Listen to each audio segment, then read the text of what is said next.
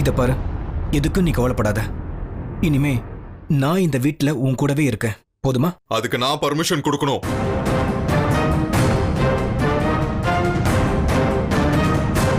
ஏமாச்சா sir, நான் தெரியாம தான் கேக்குறேன்.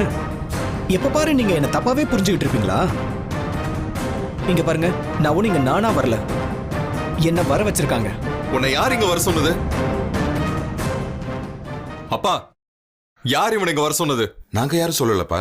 அப்ப யார் வர சொன்னது? நான் தான் நீங்க வர சொன்னேன்.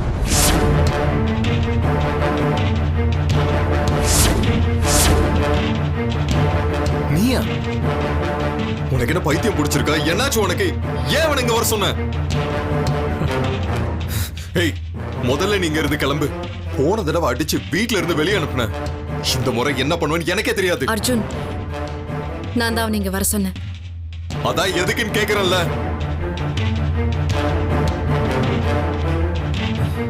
வாயை திறந்து பதில் சொல்ல. நீங்க உள்ள வாங்க. என்ன விஷயம்? வாங்க சொல்றேன். இங்க என்ன நடக்குதுன்னே தெரியல. வாங்க.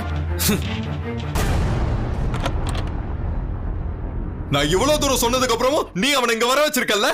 கொஞ்சம் மெதுவா பேசுங்க.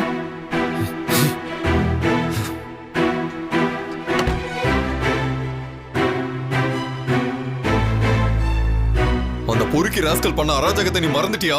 இந்த வீட்ல உன்கிட்ட எவ்வளவு கீழ்த்தரமா நடந்துகிட்டாம எல்லாம் மறந்துட்டியா? உன்னால எப்படி அவனை மன்னிக்க முடியும் பிரியா? ஒரு முறைக்கு மரியாதை கொடுக்க தெரியாத மட்டமான புத்தி இருக்கிறவன் அவன். பொம்பளைங்க இருக்கிற வீட்ல எப்படி அவனை அலோவ் பண்ண முடியும்?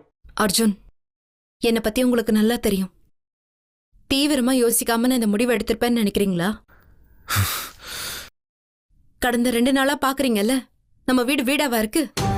எவ்வளவு பிரச்சனை, நாம தான் அதெல்லாம் சரி பண்ணணும். எல்லாத்தையும் விடுங்க. சுகன்யா, அவங்க நிலைமையை பத்தி யோசிச்சு பாருங்க. என்ன சும்மா எல்லாத்துக்கும் கோவப்பட்டு கத்துறதுனால எதுவும் மாற போறது இல்ல அர்ஜுன். அதுல எந்த அர்த்தமும் கிடையாது. ஈஸ்வர பாக்குறதுக்கு நான் அவன் இடத்துக்கு போயிருந்தேன். நீ என்ன சொல்ற பிரியா? உங்ககிட்ட கேட்டா நீங்க ஒத்துக்க மாட்டீங்கன்னு எனக்கு தெரியும். அதான் நான் கேட்காம போனேன்.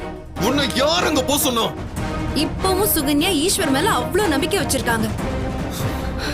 அவன் கொஞ்சமாச்சும் மாறி இருக்கானான்னு பாக்குறதுக்காக போனேன். ஏன் வெத்தலையில மை போட்டு பார்க்க வேண்டியதானே?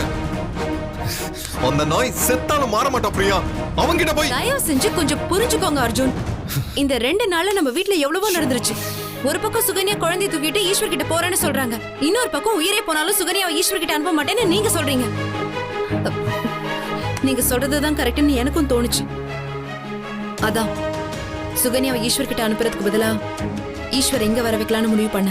பிரியா, அது அர்ஜுன் ப்ளீஸ். சுகன்யா இன்னைக்கு இந்த வீட்டை விட்டு போனாங்கன்னா அதுக்கப்புறம் நிரந்தரமா என்னைக்கு நம்ம கையை விட்டு போயிட்டாங்கன்னு அர்த்தம். உங்களுக்கு பரவாயில்லையா? ஆனா ஈஸ்வர் இங்க வந்தானா நம்ம எல்லாரும் சேர்ந்து அவனோட சுயரூபம் என்னன்னு சுகன்யாவுக்கு புரிய வைக்கலாம். we can do that. எதுக்கு அந்த ரிஸ்க்னு சொல்ற? அந்த நாய் இப்பவே அடிச்சு துரத்திரலாம்ல. அடிச்சு துரத்திட்டா எல்லாமே முடிஞ்சிருமா? இல்ல அர்ஜுன், புரிஞ்சுக்கோங்க. சுகன்யா மனசுல இருக்கிற ஈஸ்வர் என்னைக்குமே மகாத்மாவா தான் உயர்ந்துகிட்டே போவான். அவனை பத்தின உண்மை என்னைக்குமே சுகன்யாவுக்கு புரியாது. அவனை பத்தின உண்மையை சுகன்யாவுக்கு புரிய வச்சு அவங்க மனசுல இருந்து நிரந்தரமா அவனை வெளியே அனுப்பணும். அதுதான் நமக்கு முக்கியம். எனக்கு ஏற்கனவே அவனை பத்தி எல்லாமே தெரியும். எல்லாமே தெரிஞ்சும் அவனை இந்த வீட்டுக்குள்ள எல்லாம் விட முடியாது. சரி, சுகன்யாவை ஈஸ்வர் கூட அனுப்பிச்சிடலாங்கிறீங்களா? நம்ம பிடிவாதத்துக்கு அவங்க வாழ்க்கை பலி கொடுக்கணும்னு சொல்றீங்களா? ஏற்கனவே ஈஸ்வர் நம்ம மேல பயங்கரமான கோவத்துல இருக்கான். இப்ப நம்ம தொணை இல்லாம சுகன்யா ஈஸ்வர் கிட்ட போய் மாட்டினா மொத்த கோவத்தையும் சுகன்யா மேலதான் காட்டுவான். அப்ப யோசிச்சு வருத்தப்பட்டு எந்த பலனும் இருக்காது அர்ஜுன். தயவு செஞ்சு உங்களை கெஞ்சி கேட்டுக்கிறேன். ஈஸ்வர் பத்தின உண்மை வெளியில தெரியற வரைக்குமா தான் அவன் இங்க இருக்கட்டும்.